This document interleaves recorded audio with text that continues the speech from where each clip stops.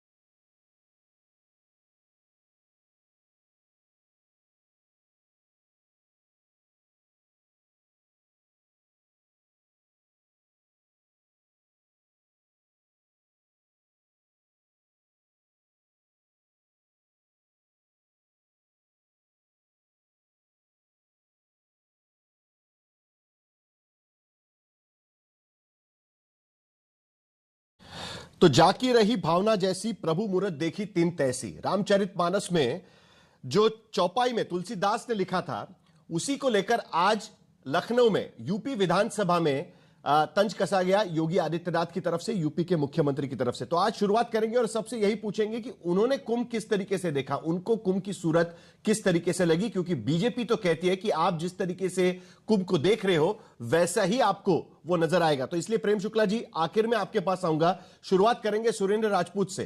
तो कांग्रेस को और सुरेंद्र जी, आपको कुंभ कैसे दिख रहा है? क्योंकि यूपी में आपने विधानसभा में भाषण तो सुना होगा मुख्यमंत्री का, वो कह रहे हैं कि जिसको गंदगी जो सुअर है उसको तो गंदगी दिखेगी, फलाना है उसको वो दिखेगा, जिसमें आस्था है उसको वहां पर श्रद्धा दिखेगी। ये सारा कुछ जो है साहिल भाई, ये संगत का असर है। किसी को सुअर कहना, किसी को गधा कहना, किसी को जानवर कहना, और अपनी कमियां छुपाने के लिए हमारी सलाह को भी गाली मान लेना। जिस तरीके की भाषा का प्रयोग जो कर रहा है वो बिल्कुल सही कहा कि जाकी रही भावना जैसी और प्रभु मूरत देखी तिन तैसी।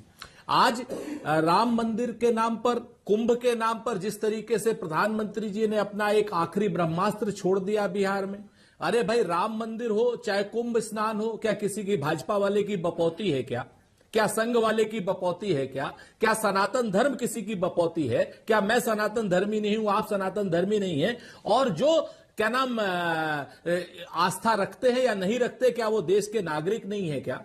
आस्तिक लोगों के नाम पर इस तरीके से गाली गलौज करने से स्पष्ट हो गया है कि कुंभ का भी उसी तरीके से ये लोग राजनीतिक लाभ लेना चाहते हैं जिस तरीके से इन्होंने राम मंदिर के प्राण प्रतिष्ठा का राजनीतिक लाभ लेने की कोशिश की थी।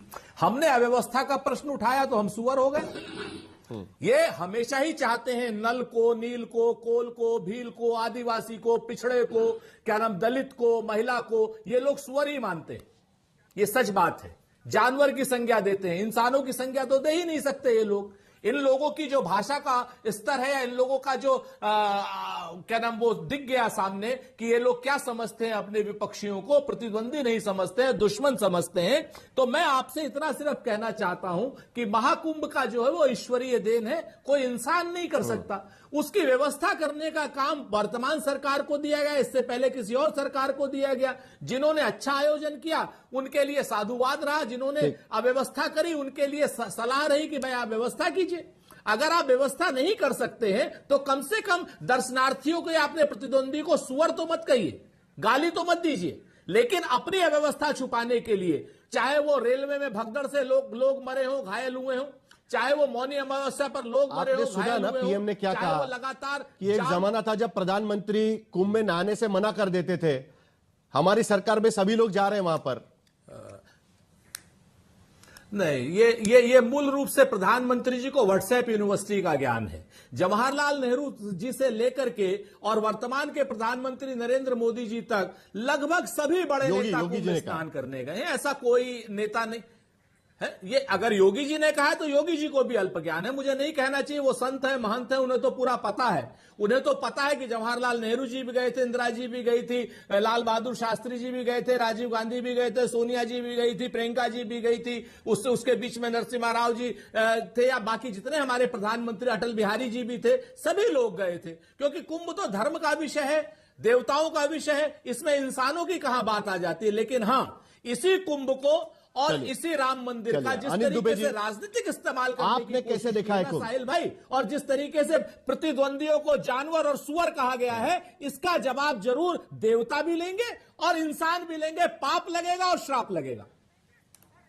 ओके, अनिल दुबे, आपको कैसे दिख रहा है कुंभ? क्योंकि अभी सभी से पूछना बहुत जरूरी है कि आप किस नजर से उसको देख रहे हैं।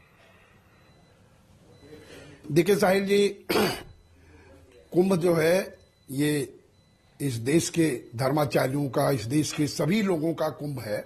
ये किसी पार्टी का कुंभ नहीं है ना, जो है एनडीए कह रहा है कि हमारा कुंभ है। ये जो पूरे देश से, बल्कि मैं कह सकता हूं कि विश्व से जो करोड़ों करोड़ लोग आए, उनकी सुविधा का, उनकी सेवा का ध्यान उत्तर प्रदेश सरकार ने, देश की सरकार ने रखा।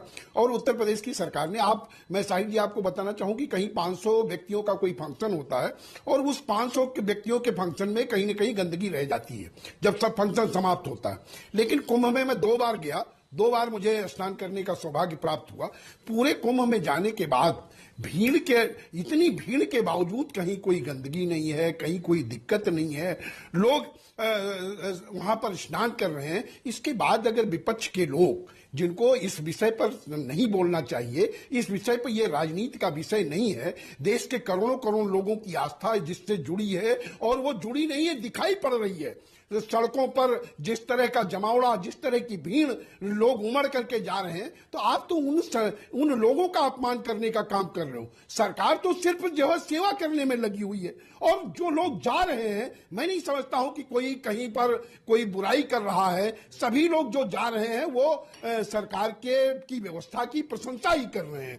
तो जो वहां सरकार ने किया, आप आलोचना करने का आपको अधिकार है।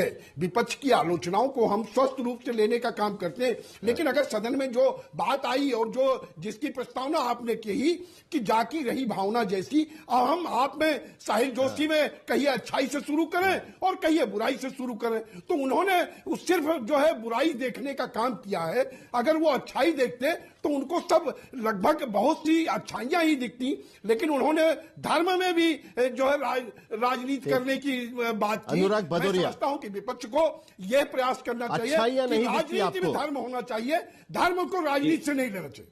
समाजवादियों को अंतिम चरण में धर्म की याद आना शुरू हो जाता है। समाजवादियों को अंतिम चरण में धर्म की याद आती है। तब तक नहीं आती धर्म की याद। देखिए, समाजवादी लोग धर्म को आस्था का विषय मानते हैं, राजनीतिक विषय नहीं मानते। भारतीय जनता पार्टी को चुनाव के वक्त उनका वो होता है जीतने के लिए, सत्ता पाने के लिए धर्म की याद आती है। ये फर्क है। हमारा कर्म और धर्म, कर्म हमारा प्रधान है, धर्म मेरा आस्था का विषय है। इनका तो वही है कि धर्म के नाम पे चुनाव लड़ना है। यही फर्क है हम में और समाजवाद, हम में और भारतीय जनता पार्टी में। दूसरी बात, सनातन तो प्रेम की भाषा सिखाता है, सनातन तो सत्य बोलना सिखाता है, सनातन तो दूसरों धर्मों को और दूसरों व्यक्तियों का आदर करना सिखाता है। अब सनातन जब प्रेम की भाषा सिखाता है तो ये इस तरह की भाषा कहां से आ जाती है?